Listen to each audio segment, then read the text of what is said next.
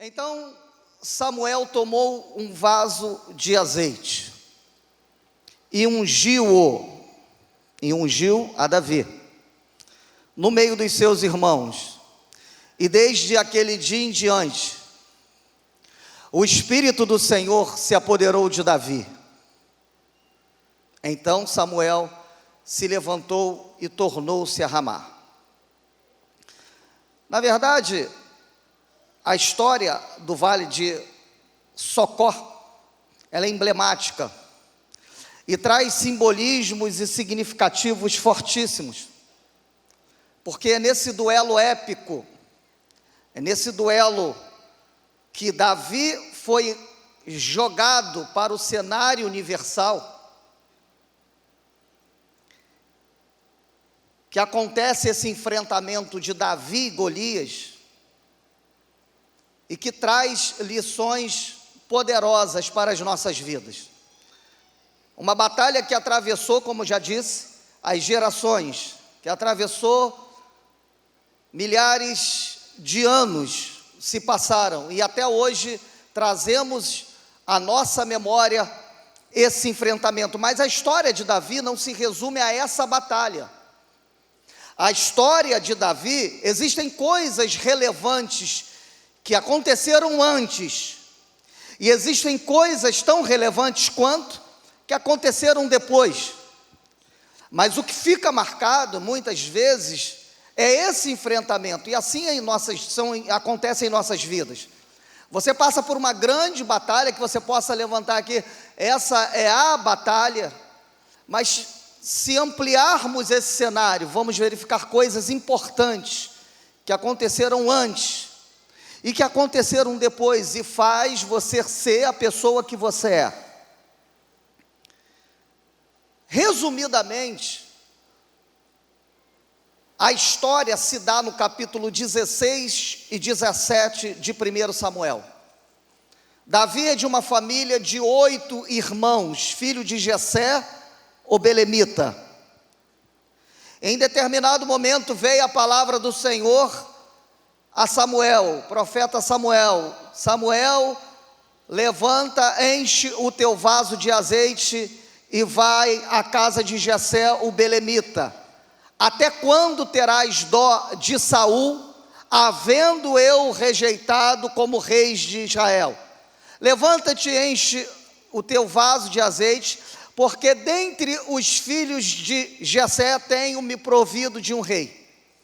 Samuel, sendo a pessoa mais importante naquela época, o profeta de Deus em Israel, levanta, argumenta com Deus: como farei eu? Se essa notícia chegar a Saul, eu corro risco de vida.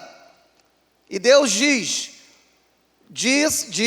se acontecer isso, diz que vai sacrificar. E assim acontece o evento. Samuel chega na casa de Jessé, chega na cidade, perguntam a Samuel se é de paz a sua vinda, e ele diz: sim, é de paz, eu vim para sacrificar na casa de Jessé, e pede para que Jessé reúna os seus filhos. Jessé reúne os seus filhos, e Samuel já tem na sua mente o que ele deveria fazer naquele lugar. Qual era a sua missão? Ungir um rei. A sua missão era ungir um rei. E qual é o imaginário de Samuel naquele momento? Quem é a figura que ele tem de rei? A figura que ele tem de rei é do rei Saul, um rei alto, bonito, bem preparado. É essa a expectativa de Samuel em relação à sua função, à sua missão.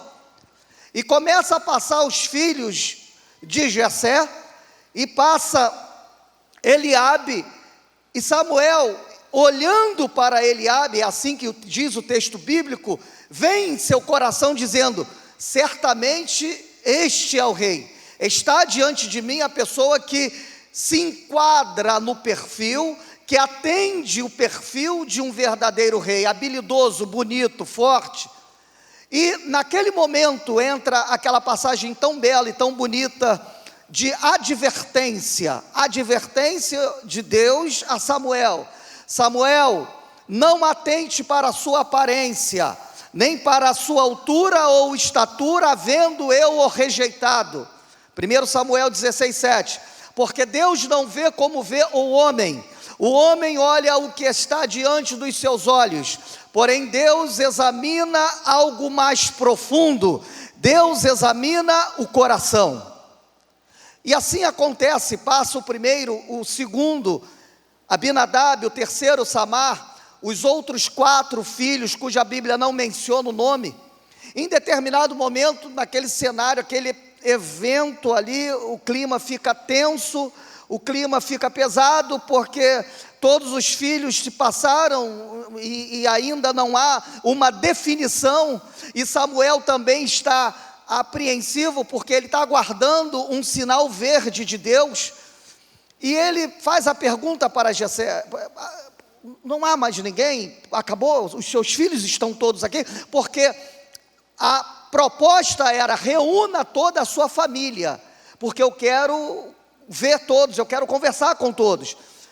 E um fica excluído, um fica distante, porque ele não se enquadrava nos requisitos dele, não se enquadravam naquilo que era proposto.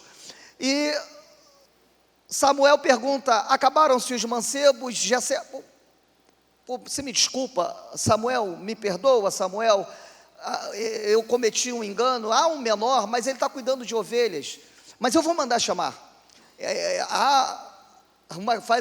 Jessé faz questão de mencionar: ele está cuidando das poucas ovelhas, mas eu mando chamar. E mandam chamar Davi, que ainda é adolescente.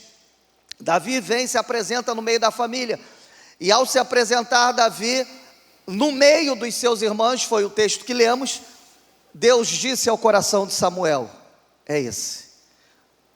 E Davi é ungido rei, recebe a unção do profeta Samuel. E no dia seguinte, Davi está assumindo o reinado em Israel. Sim ou não? Não. No dia seguinte, Davi volta para cuidar das suas ovelhas. Simples assim, como diz Elcemar, simples assim. Volta para cuidar das suas ovelhas, a sua rotina. Volta para a sua rotina. O texto diz que o Espírito de Deus se apodera nesse momento da unção de Davi. E simultaneamente esse mesmo Espírito se ausenta do rei Saul. E o rei Saul agora passa a viver atormentado. O rei Saul agora passa a viver perturbado e lhe foge o sono.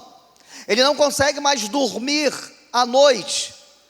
E alguém diz: olha, traga alguém que toque bem, que domine o tocar e o dedilhar das harpas, para que traga tranquilidade e que esse espírito mau saia de Saul. E alguém disse: olha, há um jovem sisudo, de gentil aspectos, firme nas suas palavras e toca muito bem. Chamam agora Davi. E Davi agora trabalha de dia cuidando das ovelhas, e agora trabalha à noite tocando música para Samuel, para Saul dormir. O homem tocava bem, o menino, o jovem, o adolescente quase jovem tocava muito bem. De modo que Saul sentia-se tranquilizado com as melodias que saíam daquela harpa e se afeiçoou a Davi. E dá uma outra função para Davi: gostei tanto de você, que você vai cuidar das minhas armas. De dia cuidando de ovelha, à noite tocando, e nos horários vagos sendo o armeiro do exército. Trabalho, Deus tem compromisso com quem trabalha. Deus tem compromisso com quem trabalha. Quanto mais você trabalha, mais Deus lhe dá, mais Deus lhe acrescenta. E os outros 7? Eu não sei, a Bíblia não faz questão de mencioná-los, mas menciona que Davi, desde cedo, reconheceu o valor do trabalho. E ele continua na sua atividade, trabalhando. E no capítulo 17 há um enfrentamento dos 2 exércitos, o exército dos filisteus e o exército de Israel. E alguém teve uma brilhante ideia para que não houvesse tamanho derramamento de sangue, que saísse um homem do exército dos filisteus e que enfrentasse um homem do exército de Israel. E aquele que vencesse essa batalha, o outro exército seria subserviente e seria julgado e serviria o exército vencedor. E sai do exército do filisteu um homem maior do que o Renan Problema. O Renan Problema tem 2,2 metros. Golias tinha quase 3 metros. E a Bíblia descreve, no capítulo 17, versículo 4, 5, 6 e 7, de 1 Samuel, o tamanho dele, gigante, e há uma descrição minuciosa do que ele carrega, da sua espada, do seu lance. Irmão, é um negócio de impacto, E ele começa a afrontar. E a Bíblia diz que por 39 dias, ele dizia: não há homem em Israel.